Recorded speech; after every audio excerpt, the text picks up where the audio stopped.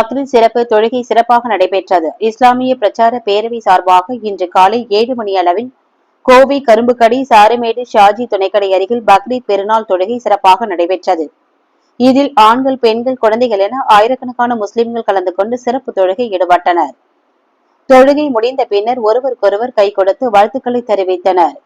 இதில் மாநில பொருளாளர் உமர் அவர்கள் கோவை செய்து, மாநில பிரதிநிதி சாதிக் அலி, மாநில செயற்குழு உறுப்பினர் அகமது கபீர், மாவட்ட தலைவர் சர்புதீன், மாவட்ட செயலாளர் முஜீப் ரஹ்மான், மாவட்ட பொருளாளர் சிராஜுதீன், மாவட்ட துணைத் தலைவர் நூர்தீன், மாவட்ட துணை செயலாளர்கள் அசாருதீன், பைசல் ரகுமான், ஆஷிக் அகமது அபு, சமூக நீதி மாணவர்களுக்கு மாநில செயலாளர் அம்ஜத் அலிகான் மற்றும் இஸ்லாமிய பிரச்சார பேரவை நிர்வாகிகள் யாசர், திப்பு சுல்தான், டிஎம்எஸ் அப்பாஸ் மற்றும் கிளைக்கழக நிர்வாகிகள், பொதுமக்கள், ஜமாத்தாரர்கள் என ஆயிரக்கணக்கான பொதுமக்கள் தொழுகையில் கலந்து கொண்டனர்.